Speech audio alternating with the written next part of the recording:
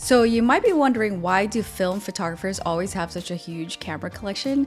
Well, I can't speak for other photographers. I can say that the reason I get a new one is because I tell myself this one's going to do something different, and in fact it does. So from this $30 Holga that has fantastic light leaks to this heavy Hasselblad that went to the moon, both of these do something different, and so do the rest of my cameras. So let's go over them. Let's get started with my very first medium format camera, and that is the Holga here, which was a $30 plastic camera. Fun fact, I got it for a first date. Although this only cost $30, you can change the film here to 645 or to square 6x6, and this is a zone focusing, so it's really easy to focus. And this has, like I said, fantastic light leaks, vignetting, distortion, everything you don't want from a camera, you get it from this camera, and that is what's great about it. Here's the shutter, and this is the winding. Okay, there you go. It's plastic. What do you expect? Now let's go over my next medium format camera. This is nothing at all like plastic. This is a heavy piece of metal. This 500 series was made in the 1950s, and this is the camera that went to the moon and captured Neil Armstrong's first steps on the moon. This is the CM version, and this came out between 1970 and 1988. And the reason I got it is because I wanted that waist level finder experience, which is here. You go here, and you've probably seen these before. You look down and you see this giant viewfinder, which is the best part about this camera. Second best part about this camera is that it has a removable back. So it allows you to shoot different types of film. So you could be shooting black and white with one film back, and then color in another film back, and however many film backs you want to get. They're not cheap though. They're like $400 per film back depending on the quality. But what's also great is that you can change the film format. So you can get a 645 or 6x6. So this particular one is a 645. And this one shoots with a square 6x6. So I have two film backs, which has been absolutely worth it. And this is one of the best sounding cameras. So you have to take out that slide, and then here's what it sounds like. And then the winding. So satisfying. This does not have a light meter, so it makes it a little bit more of a slower process. So I had to get a separate Sekonic light meter, but you can also use, and I do use an app, a light meter app on my phone. Now let's move on to the 35mm cameras. I have three Canons. This is the Canon AE-1. So this camera I talked about in length in another video, so I'll link to it up here. But this is a great starter manual camera if you really want to get into learning about focusing and shutter speeds and apertures. This is shutter priority, so you set your aperture over here, and then you look in the viewfinder and it tells you what aperture to set it at. So it'll tell you 5.6, 11, and then you just do that over here. And then your exposure is perfect.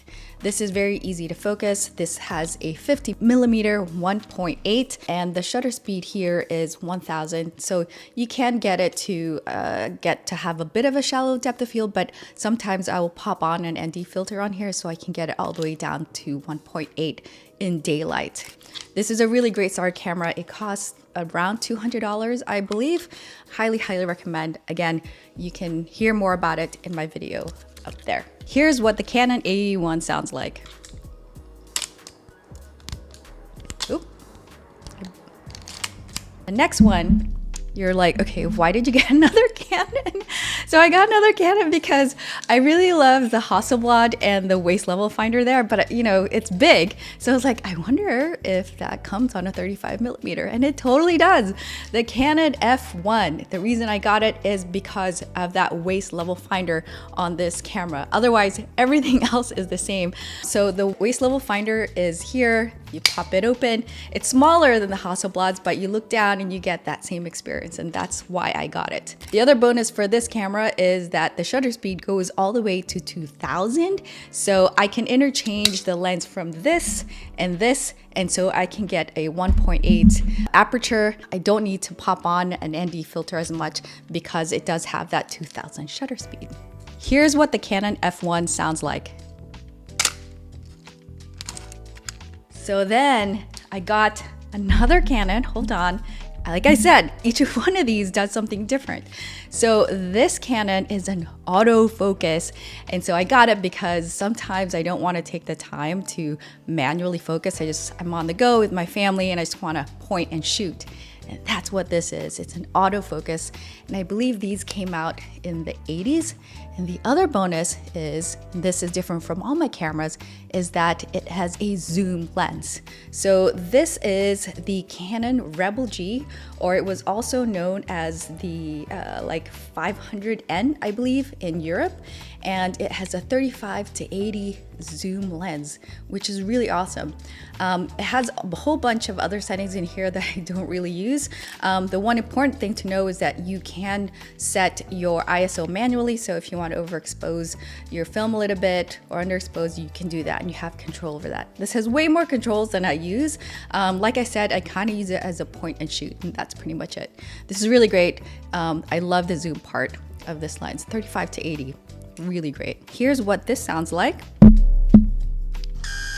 Oh, that's the focusing. God, come on.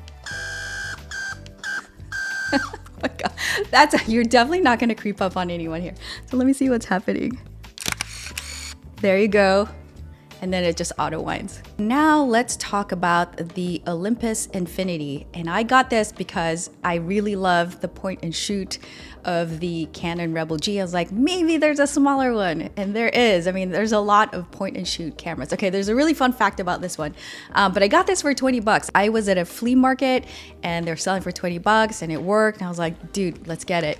This has a 35 millimeter 2.8 lens, so that's actually really good. And fun fact, this has the same lens as the Olympus Muji cameras, which are selling for like over 300 bucks. And so 20 bucks to have the same lens as the Muji, I mean, that's quite a deal. The only thing with this one is that the flash auto fires, like I have zero control over the flash.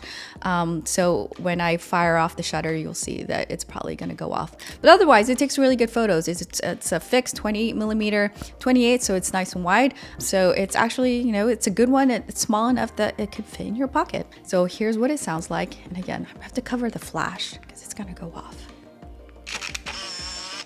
There you go. This is the Olympus Infinity. And now let's talk about the Leica M6. So this camera needs no introductions. This is the reissue version. I have a whole story around my trying to get this camera. I had bought the original vintage one. Things went wrong. You can watch that video over here. So the great thing about the reissue is that the viewfinder is a lot brighter than the original.